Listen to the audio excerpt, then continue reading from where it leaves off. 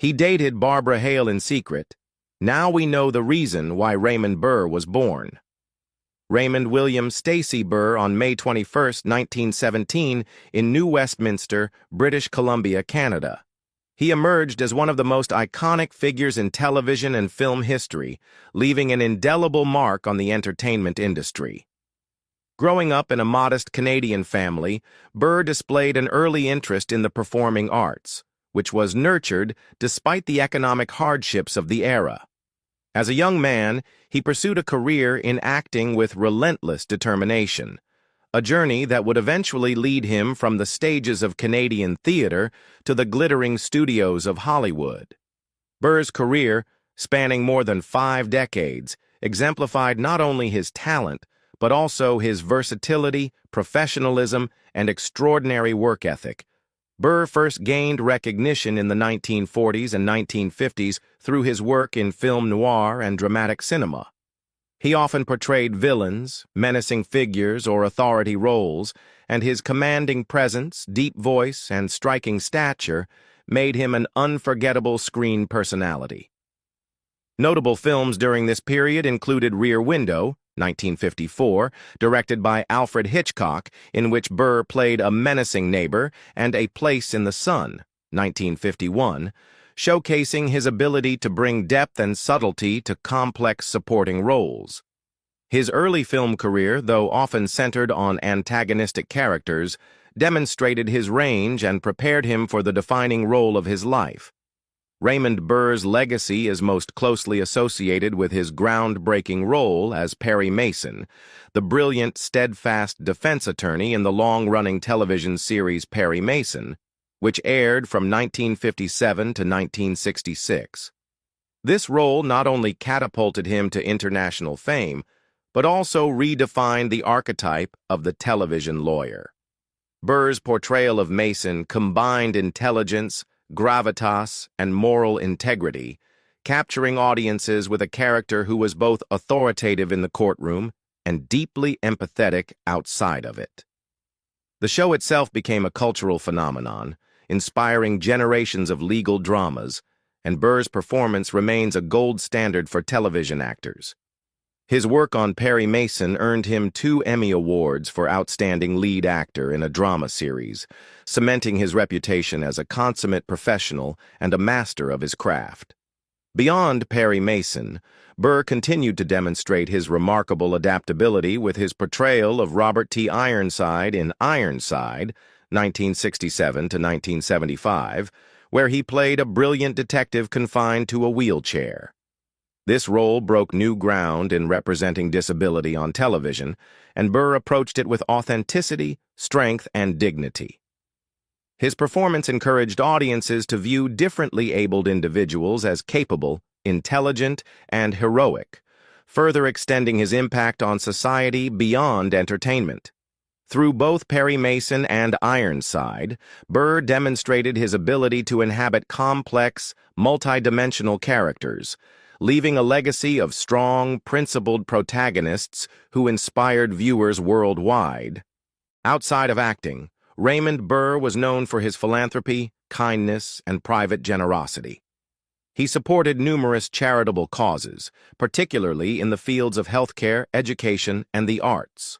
Burr was also a lover of gardening and the outdoors, often retreating to his expansive property in California to find solace and balance away from the intense demands of Hollywood.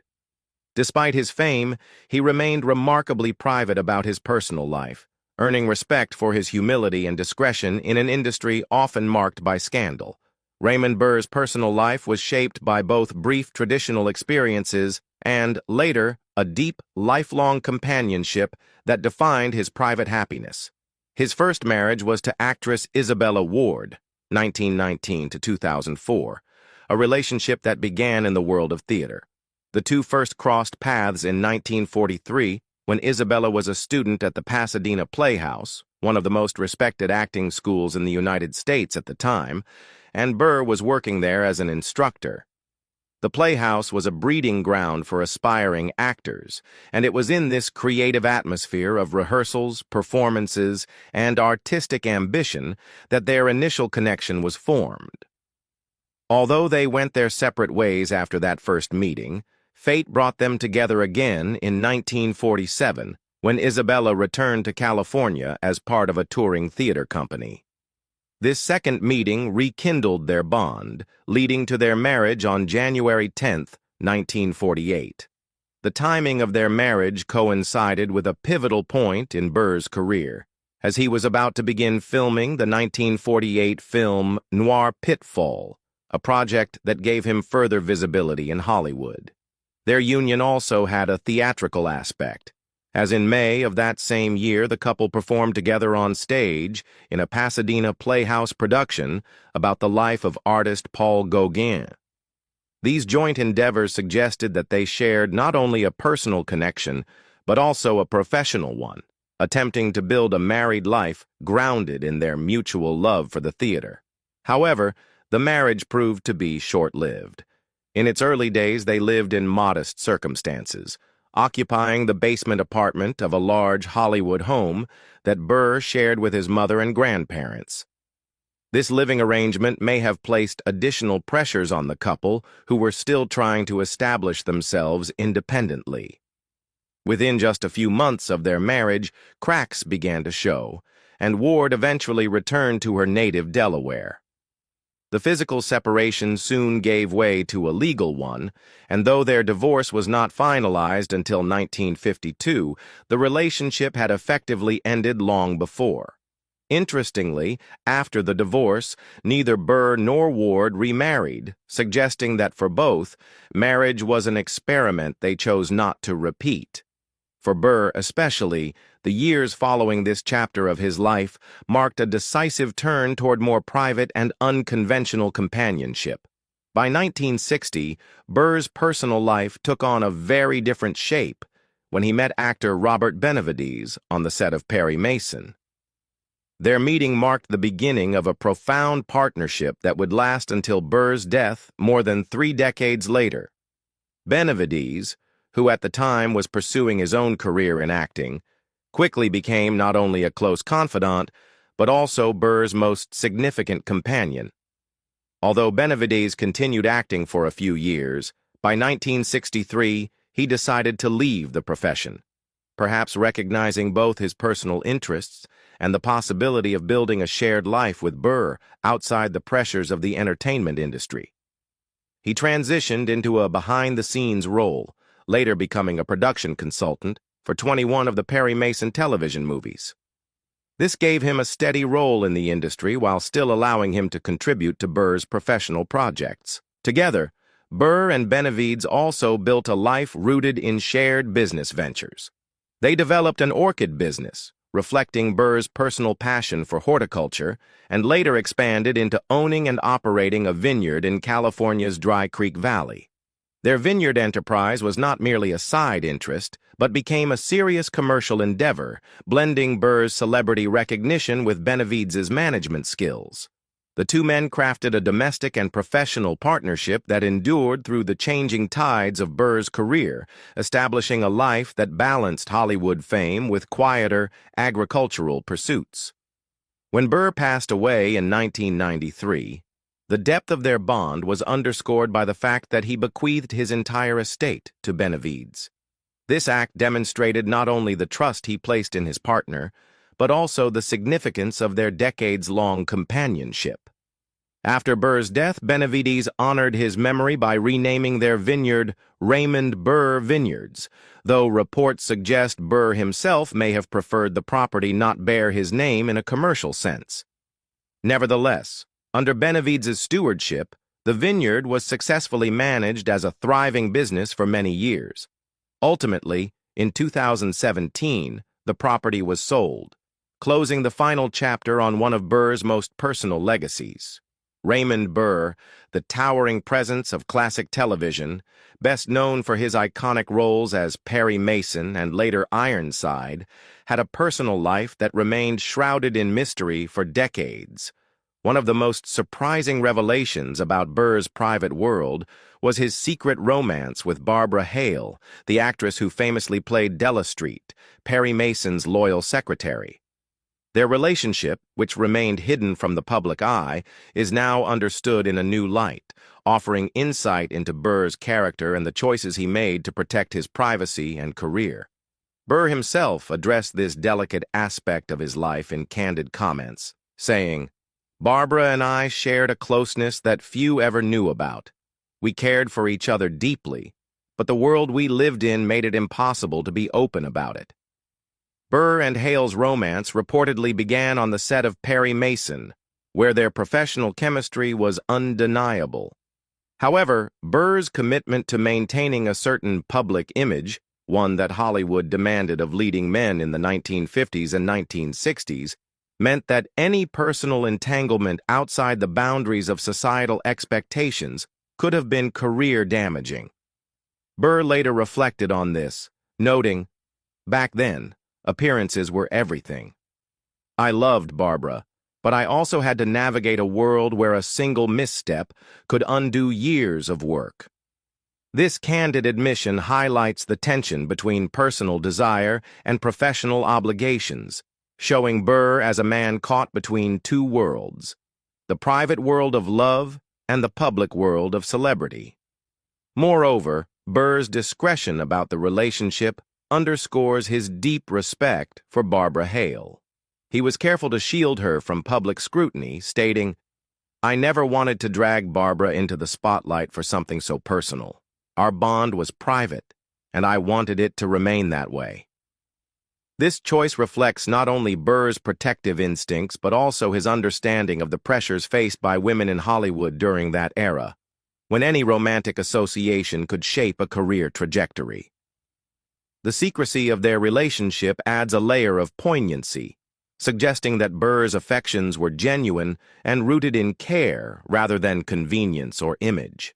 In retrospect, knowing about this clandestine romance allows fans and historians to see a more human side of Raymond Burr, beyond the stoic, commanding presence seen on screen. It reveals a man capable of profound love and loyalty, willing to sacrifice public recognition to protect someone he deeply valued. Burr's reflections on the matter carry a sense of bittersweet wisdom. Sometimes love isn't about being seen. It's about being faithful, even when no one knows. That was my love for Barbara. Today, as the details of their connection come to light, it enriches our understanding of both Burr and Hale, highlighting the complexity of personal relationships behind the glamorous facade of Hollywood's golden age. During the filming of his final Perry Mason television movie in the spring of 1993, Raymond Burr's health began to decline noticeably, signaling the beginning of a tragic chapter in the life of the legendary actor. A Viacom spokesperson, addressing the media, cautiously noted that Burr's illness might have been connected to renal cell carcinoma, a malignant kidney tumor that had been surgically removed just months earlier, in February of the same year. The prognosis was grim. Subsequent medical evaluations revealed that the cancer had metastasized, spreading aggressively to his liver, rendering it inoperable and leaving physicians with few options beyond palliative care. Despite the physical toll, Burr maintained his characteristic dignity and resilience, choosing to celebrate life rather than succumb immediately to despair. In a series of deeply personal farewell gatherings, he hosted several goodbye parties, inviting friends and colleagues to share memories, laughter, and the indelible joy he brought to those around him. Burr ultimately passed away on September 12, 1993, at his serene Sonoma County ranch near Healdsburg, surrounded by the tranquil beauty of Northern California. He was 76 years old, leaving behind a legacy that intertwined cinematic excellence with profound personal warmth. The impact of Burr's passing extended far beyond his immediate circle. The day after his death, R. William Ide III, then president of the American Bar Association, issued a statement commemorating Burr's extraordinary influence on public perceptions of the legal profession. Raymond Burr's portrayals of Perry Mason represented lawyers in a professional and dignified manner. Mr. Burr strove for such authenticity in his courtroom characterizations that we regard his passing as though we lost one of our own. Burr's embodiment of the meticulous, morally upright defense attorney had resonated so strongly with the public that, in a 1993 National Law Journal poll, Americans ranked Perry Mason second in a list of the attorneys, real or fictional, they most admired, placing him just after the flamboyant lawyer F. Lee Bailey and ahead of historic figures such as Abraham Lincoln, civil rights champion Thurgood Marshall, former Attorney General Janet Reno, fictional TV lawyer Ben Matlock, and even Hillary Clinton, who had served as First Lady and was then a rising political figure. This recognition underscored the enduring cultural significance of Burr's work, demonstrating that his portrayal had transcended entertainment to influence how society viewed the legal profession itself. Burr's final resting place reflected both his family roots and his Canadian heritage. He was interred alongside his parents and his sister Geraldine, 1920 to 2001, at Fraser Cemetery in New Westminster, British Columbia, a location chosen for its personal significance and the sense of familial continuity it offered. On October 1, 1993, a private memorial service was held at the Pasadena Playhouse, drawing approximately 600 family members and friends who came to honor his memory, share stories of his life, and pay tribute to a man whose presence had touched so many in the world of entertainment and beyond. Burr's personal life and decisions surrounding his estate reflected his deep trust and loyalty to his longtime companion, Robert Benavides, who had been a central figure in Burr's private life. In his will, Burr left his entire estate to Benavides, deliberately excluding all other relatives, including a sister, nieces, and nephews. This decision was not without controversy. The will was challenged by the two children of Burr's late brother, James E. Burr, though their legal efforts ultimately proved unsuccessful. Benavides's attorney clarified that tabloid reports claiming Burr's estate was worth $32 million were inflated, noting that while substantial, the fortune was likely far less sensational than reported. Burr's choices in this matter highlight the intensely private nature of his life outside the public eye, revealing a man who fiercely protected those he loved and valued loyalty above societal expectations or family pressures.